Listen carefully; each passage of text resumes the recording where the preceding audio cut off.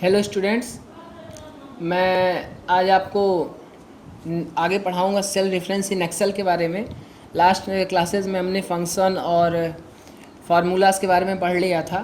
तो चलिए मैं पहले आपको सेल रेफरेंसिंग बता दूं क्या है। देखिए, सेल रेफरेंसिंग क्या होता है कि जब आप किसी एक कॉलम में या किसी एक सेल में या जब किसी एक सेल में आप फार्मूला लगाते हैं और उसी फार्मूले को आप चाहते हैं कि हर सेल में हम पूरे एक रेंज ऑफ सेल में कॉपी कर दें, तो हम ड्रैग करके कॉपी कर देते हैं।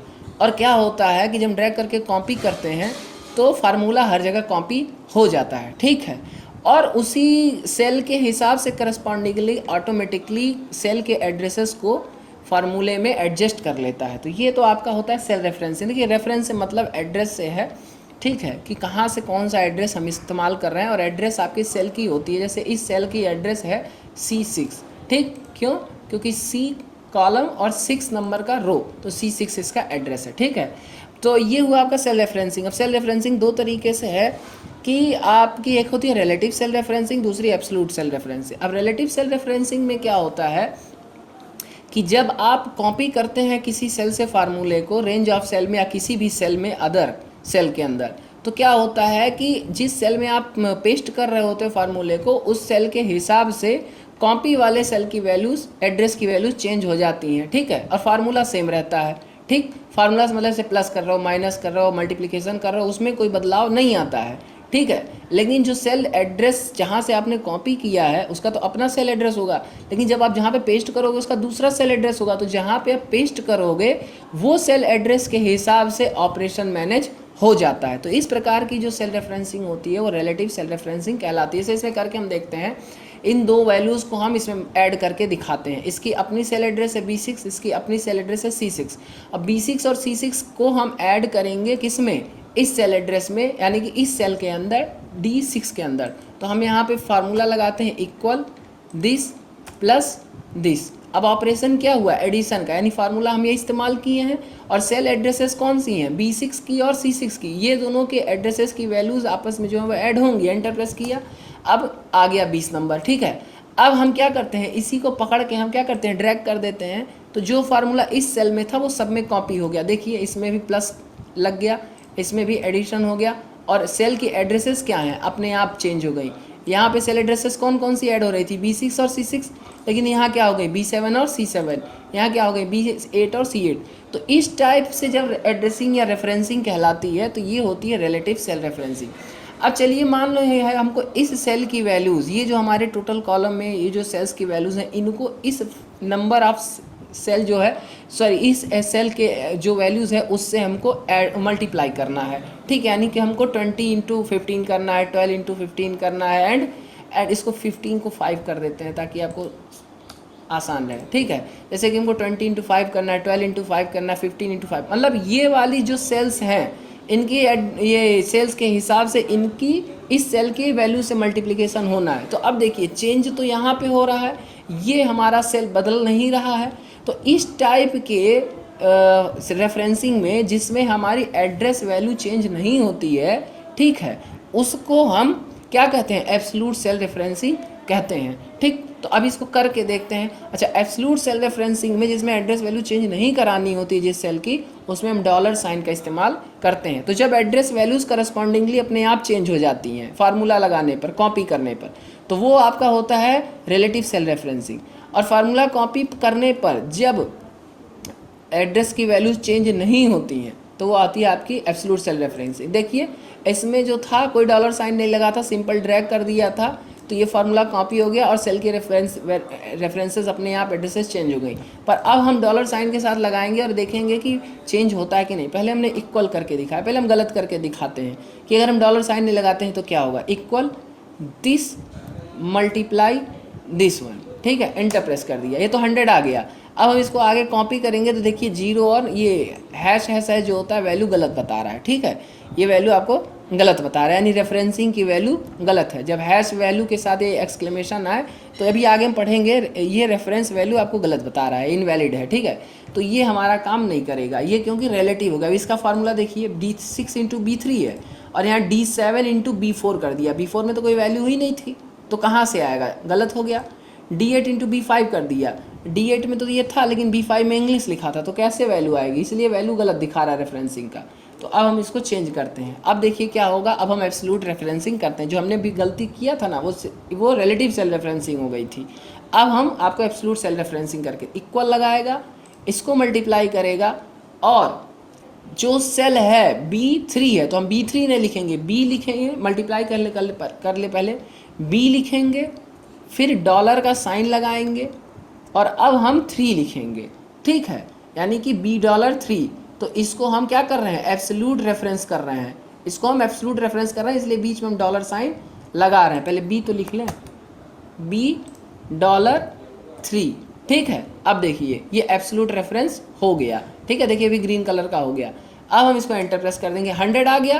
देखिए D6 इंटू $3 यहाँ पे आ गया। अब हम इसको कॉपी करते हैं, देखिए सबकी वैल्यूज़ आ गई। क्यों आ गई, अब देखिए यहाँ पे चेंज हो गया, ये D7 तो चेंज हुआ, ये D6 देखिए इस वाले में क्या हुआ, ये वाला जो आपका है वो D6 है। ठीक है, इसके वैल्यूज़ इंटू $3 के साथ, यानी B3 के साथ मल्टीप्लाई किया एब्सोल्यूट रेफरेंस के साथ, तो 100 आया। और इसमें देखिए ये D7 की वैल्यू लिया 12, और फिर क्या किया, ये आपका जो वैल्यू था उससे मल्टीप्लाई कर दिया, तो $3 ही था, $3 किसी में चेंज नहीं हो रहा, तो ये वाली एड्रेस चेंज नहीं हो रही थी। जबकि अगर हम डॉलर हटा देते थे तो क्या होता है, डॉलर हटा देने पर अभी देखिए ये हम जब कॉपी करेंगे तो गलत हो जाता हमारा वैल्यू, चूँकि ये हो गया है। ठीक है, इसको हम सेव कर लेते हैं। अभी देखिए अब हम इसको जब कॉपी करेंगे तो ये सेव हो गया है, इसलिए इसको हटा नहीं रहा है। फार्मूला में एब्सोल्यूट रेफरेंसिंग का इसमें करके दिखाते हैं, पहले ये हटा दें। ठीक है, अब इसमें हम मल्टीप्लाई करते हैं, equal this into this one.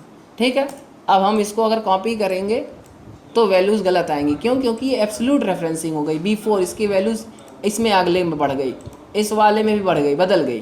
ठीक है, तो इसलिए ऐसा हो रहा है। जबकि जब हम इसको यहीं पे डॉलर साइन लगा के करेंगे, यानी कि एब्सोल्यूट रेफरेंसिंग करेंगे, तो गलत नहीं होगा। Equal to this one into $3। अब एंटर प्रेस किया, एक मिनट कुछ गलत हो गया, 3 नहीं लिखाया, 3। ठीक है, अब हम इसको कॉपी करें तो देखिए वैल्यूज़ आ रही हैं, इसमें B3 की वैल्यू किसी में चेंज नहीं हो रही, यहाँ भी B3, यहाँ भी B3, और यहाँ भी B3, और ये D6 D7 D8 चेंज हो रहा है। तो ये जब एड्रेस नहीं चेंज करनी होती तो एब्सोल्यूट रेफरेंसिंग हम इस्तेमाल करते हैं, और एब्सोल्यूट सेल रेफरेंसिंग हम डॉलर साइन लगा के काम करते हैं। ठीक है, ये तो हुआ आपका इतना सेल रेफरेंसिंग का। अब कुछ एरर्स हम जान लेते हैं फार्मूलों में क्या होता है। अब देखिए हम क्या करते हैं, अब इसमें हम कुछ एरर्स देखते हैं। एरर्स कैसे हैं, देखिए जब ये एरर आता है तो हैश साइन लगा के आता है। ठीक है, देखिए लिखा है कि जब भी आप कोई फार्मूला एंटर करते हैं और कोई वैल्यू बिगिन होती है हैश साइन के, इसका मतलब है कि कोई एरर वैल्यू रिटर्न हो रही है। अब वो अलग अलग प्रकार से एरर होगी। अगर ये लॉन्ग हैश के साथ आता है, इसका मतलब कि जो आपने कॉलम लिया है, ये जो कॉलम है इसकी क्या है, वैसे ये कॉलम है। ठीक है, ये देखिए हैश हैश हैश करके आ रहा है, मतलब कि ये कॉलम ज़्यादा चौड़ा नहीं है, इसको हम वाइड कर दें तो सही हो जाएगा। ठीक, अगर आपको वैल्यू हैश वैल्यू के साथ आ रही है, हैश वैल्यू के साथ, तो इसका मतलब है कि फार्मूले में कोई इनवैलिड डेटा आपने स्टोर कर लिया है। ठीक है, मतलब कि जैसे कि आप मान लो इसमें हम फार्मूला लगाते हैं, इसको हम हटा देते हैं। ठीक है, इसको हम हटा देते हैं, इसको भी हटा देते हैं। अब देखिए हम इसको ऐड करते हैं, इक्वल लगाया, इसको प्लस किया, और हम इसकी वैल्यू उठा लेते हैं। देखिए हैश वैल्यू, यानी कि आपने ये जो चीज़ उठाया है गलत वैल्यू उठा ली है। ठीक है, तो आपने गलत वैल्यू उठा ली है, वो दिया। डिवीज़न डिवाइडेड बाय 0 मॉड्यूल अगर आता है, मान लीजिए कि हमको ये वैल्यू को डिवाइड करना है, दिस, पहले इक्वल लगाया, यहाँ कहाँ लगा दिया, इसमें इक्वल लगाया, दिस डिवाइडेड बाय हम 0 कर देते हैं। देखिए डिवीज़न का एरर दे रहा है कि आपने 0 से डिवाइड कर दिया है, ये नहीं होगा।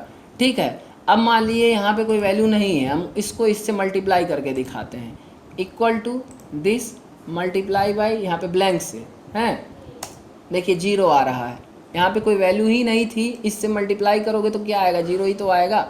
यहाँ पे कोई वैल्यू नहीं उठाएगा, ये एरर शो कर देगा। ठीक है, तो ये चीज़ें हैं, अलग अलग प्रकार की एरर है। तो जब ये वाला आए तो यानी कि आपका कॉलम जो है वो चौड़ा नहीं है, मतलब डेटा वैल्यू के हिसाब से। ये एरर आए तो आपने फार्मूले में गलत वैल्यू डेटा उठा लिया है, इस तरीके किया है। तो आपने 0 से डिवाइड कर दिया, ये आए, तो जो डेटा आप फार्मूले में रिफ़र कर रहे हैं वो है ही नहीं, ठीक है। और ये अगर आ रहा है तो जो अभी हमने शुरुआत में जब एब्सोल्यूट रेफरेंसिंग देखा था तो आपने रेफरेंसिंग ही गलत कर दी है। Formula refer to a cell reference that is not valid.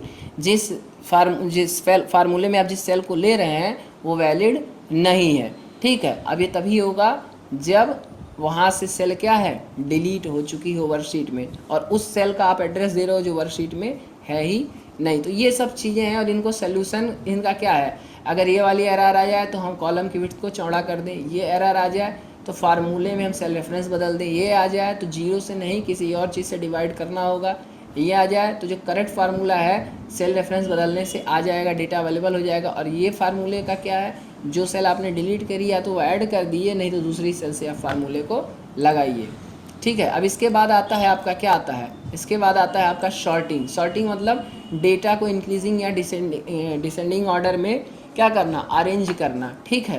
तो इसको भी ज़रा करके देख लेते हैं, इसी में चलिए करके देखते हैं, इसमें करके देखते हैं, ठीक है। इसको पहले हम ज़रा सा सही कर लें, हटाओ इन सबको,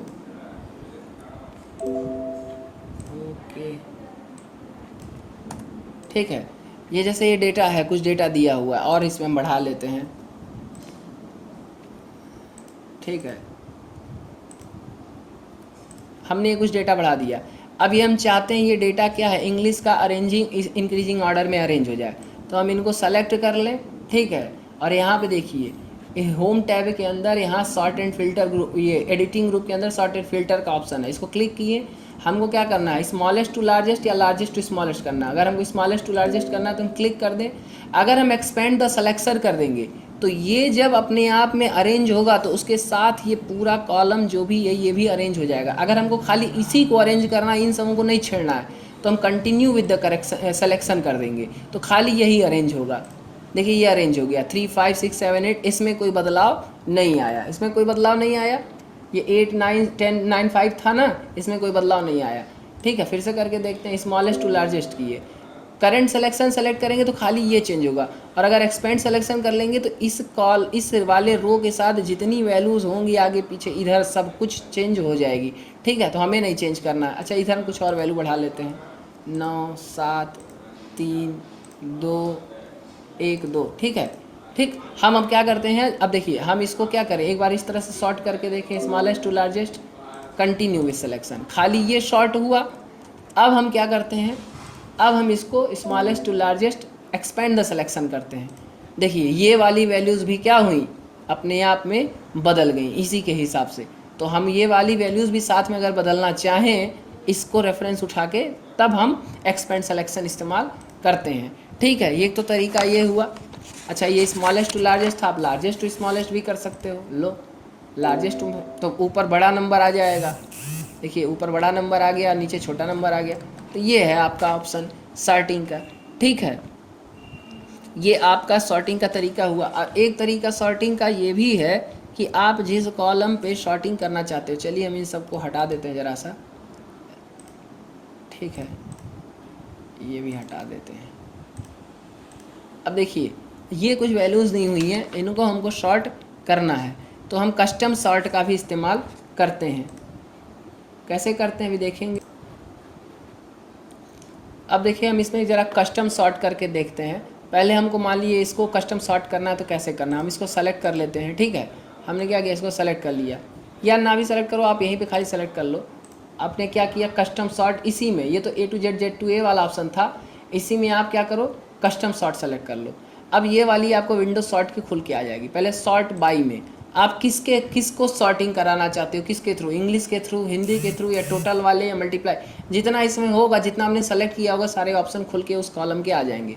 मान लीजिए हम हिंदी वाले के हिसाब से कराना चाहते हैं, हिंदी वाले में भी आप वैल्यू से कराना चाहते हो, सेल की कलर से, फॉन्ट की कलर से, सेल आइकन से, तो ऐसा इसमें कुछ था नहीं, खाली वैल्यू है तो हम वैल्यू को सेलेक्ट कर लेते हैं। स्मॉलेस्ट टू लार्जेस्ट हमको चाहिए, ठीक है। अब हम ओके करते हैं, ओके किए, देखिए हिंदी वाले के अकॉर्डिंग चेंज हो गया, स्मॉलेस्ट टू लार्जेस्ट था 5 8 9 10, ठीक। तो ये आपका कस्टम सॉर्ट कहलाता है।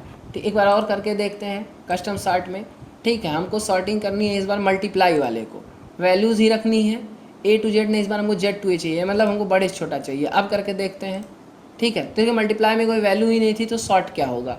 ठीक, अब हम टोटल वाले पे एक बार करके देखते हैं। कस्टम सॉर्ट किए, सॉर्ट बाई पे गए, टोटल वाले के साथ है वैल्यूज़ ही रखी और हमने लार्जेस्ट टू स्मॉलेस्ट करनी है। ठीक है, तो अभी देखिए टोटल में अभी 9 ऊपर है और उसका 7 है, फिर 3 है, फिर 1 आ गया, 1 नीचे आना चाहिए। अरे स्मॉलेस्ट टू लार्जेस्ट सेलेक्ट कर लिया इसलिए उल्टा आ गया। ठीक है, तो ये है आपको यहाँ से सॉर्टिंग आपका हो सकता है, टोटल वैल्यूज़ और लार्जेस्ट टू स्मॉलेस्ट।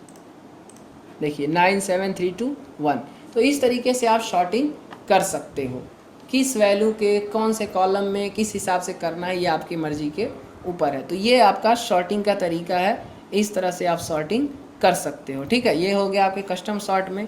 अब देखिए ये पूरी की टेबल है, पूरी टेबल है। मान लीजिए हम ज़रा इसको करते हैं, इसको ये सॉल्व कर लेते हैं। ठीक है, इसको हम ज़रा सा सॉल्व करके दिखाते हैं आपको कि ये आपका मान लीजिए हो गया दिस प्लस दिस। ठीक, ये फार्मूला हमने इसमें सब में लगा दिया। ठीक, और इसको हम क्या करें, परसेंटेज कर देते हैं। ठीक है, परसेंटेज कैसे आएगा, ये टोटल कितने में है, मान लीजिए 20-20 नंबर का टेस्ट था तो 20-20 40 टोटल हो गया, 40 नंबर के पेपर में 20 नंबर पाया है। ठीक है, तो हम डिवाइडेड बाई 40 इंटू 100 करेंगे। तो लगाते हैं इक्वल दिस डिवाइडेड बाई 40। ठीक है, अब ब्रैकेट लगा लो इंटू 100, फार्मूला यही होता है ना, इंटू 100। अब एंटर प्रेस करो, इसका 50% आ गया। अब इसको हम ड्रैग कर देते हैं सब में, सबका परसेंटेज कैलकुलेट हो गया। ठीक है, तो ये तरीका। अब हम चाहते हैं कि सब कौन सा बच्चा, मान लिया यहाँ पे बच्चे का नाम दे देते हैं, ए, ये बी, ये सी, ये डी, ये ई नाम का बच्चा है। ठीक है, ये नेम है। हम जानना चाहते हैं कि कौन बच्चा टॉप किया है परसेंटेज के हिसाब से, तो हमको शॉर्टिंग करना है। तो एक तो सिंपल तरीका देखिए, इसी के हिसाब से शॉर्ट हो जाए। आप इसको सेलेक्ट कर लीजिए और यहाँ पे लार्जेस्ट टू स्मॉलेस्ट, क्योंकि ज़्यादा नंबर वाला टॉप करेगा, कर लीजिए। और एक्सपेंड सेलेक्शन करेंगे तो सारा ही उसी के हिसाब से, और नाम भी ऊपर नीचे हो जाएगा। ठीक है, देखिए तो ए नाम का बच्चा 50% पाया है, ये टॉपर है। उसके बाद सी नाम का बच्चा, देखिए उसके नंबर भी उसी अनुरूप क्या हुए, शॉर्ट हो गए। तो single one column row selection का सॉर्टिंग का ये तरीका है। तो इस तरीके से आपकी सॉर्टिंग होती है। ठीक, चलिए इस तरीके से आपका ये चैप्टर ख़त्म हुआ और इसका हम क्वेश्चन आंसर आपको भेज दे देंगे। थैंक यू, बंद करते हैं।